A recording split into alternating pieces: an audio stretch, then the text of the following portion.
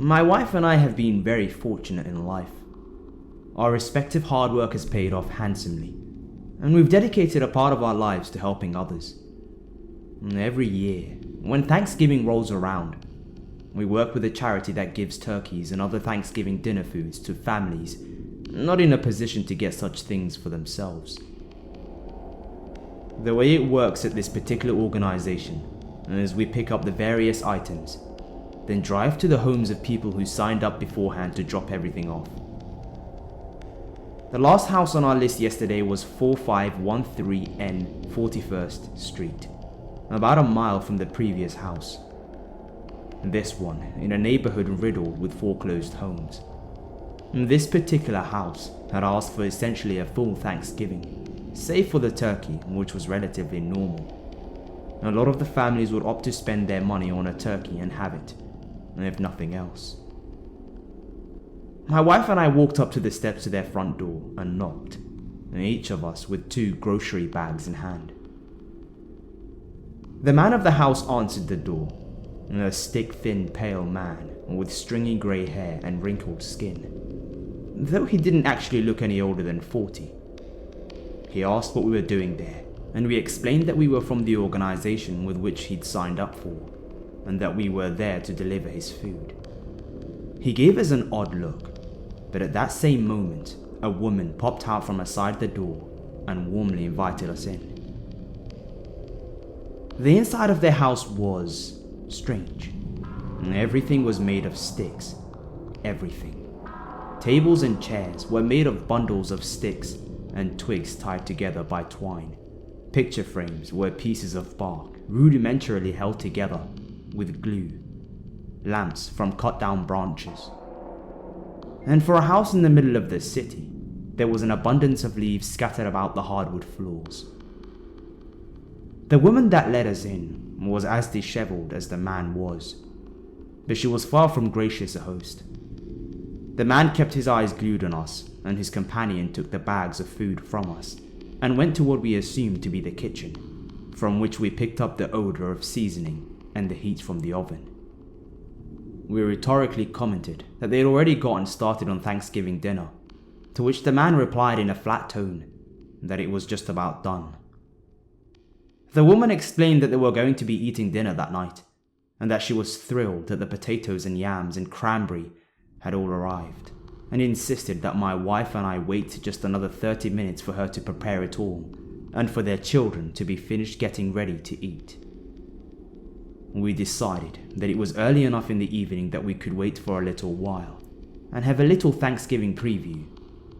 We sat down in the living room on a couch made of tree, and its cushions the only things that might be found in a normal house. Had they not looked as if raccoons and squirrels had an orgy on, in, under, and next to them. We watched the trashy, straight to Amazon Prime found footage horror movie while we waited for the dinner to be done. And after a few minutes, the man of the house came and sat in the chair adjacent to the couch we were on. My wife asked how old their kids were, and the man slowly turned his head to us and said, 4 and 6, and turned his head back towards the TV. The brief interaction gave us the impression that he didn't want to be bothered while he waited to eat, and we didn't intend to be bothersome.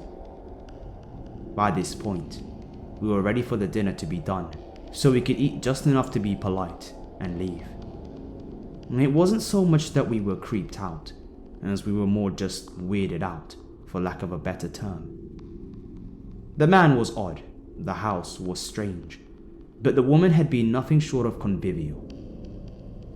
After about 15 minutes of sitting in the living room with the man, in silence but for the crappy movie on TV, the woman came with plates in hand.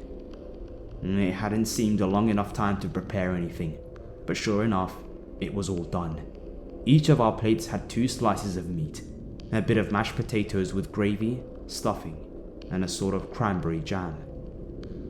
I tried the cranberry first, but it tasted rotten. I then moved to the stuffing, which was fine. Then the mashed potatoes themselves, which tasted normal, but the gravy was far too thick and tasted off.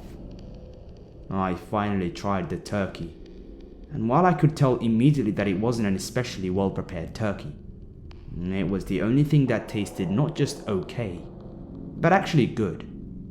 I knew my wife was ready to leave, and I knew I was too. So we both scarfed down what we had on our plates, while still trying to be respectful, and if not for our own sakes, for the charity that we were representing. "Your kids, still aren't ready to eat, huh?" my wife asked with a little laugh.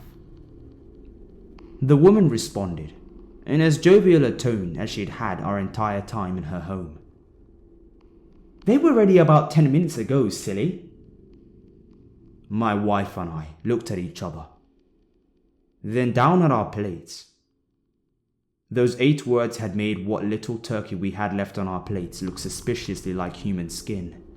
The cranberry sauce, oddly like what one would pull from a stomach wound, should they reach a hand in and make a fist around whatever was inside, and gave the gravy a conspicuous red tint in the traditional brown. As we processed what we knew to be happening, the man and woman began laughing. First chuckles, which quickly evolved into cackling howls. My wife and I dropped our plates and ran to the front door, which we found to be locked by a key from the inside, which the man must have slyly locked without us seeing. "You can go!" the man yelled in a short break from his fit of laughter. "Just head out the back." I moved my wife to my side, opposite the psychopaths, still sitting in their chairs made from trees and sticks. We then went from the living room and into the kitchen. On the table, made of various thin pieces of tree trunks, sat what looked to be the torso of a toddler, the head removed above the lower jaw.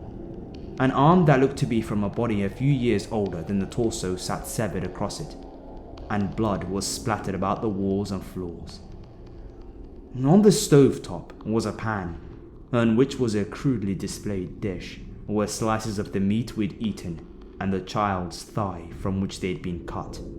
Next to the pan was the top half of a skull, presumably from the piece of corpse on the table. On the countertop, a clear bowl of a murky water held the fingers and toes from the various bodies of the children who'd been served as Thanksgiving dinner.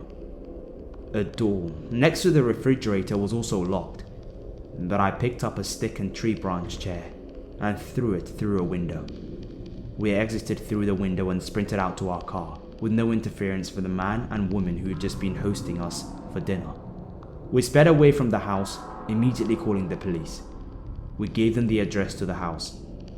But when they got there, they were greeted by a family that had been patiently waiting for their donations from a local charity, completely oblivious to what had been going on. That's when I realized that the house we had gone to was 4513 S 41st Street. I had absent-mindedly ignored the S in the address when I selected it in the GPS, not realizing that the address we should have been going to was indeed 4513 N 41st Street. By the time the police got to the right house, the one we had just feasted on child flesh, the man and the woman were gone, and they had taken the food they had prepared with them, but made no attempt to hide the mutilated child corpse that had been displayed on the table.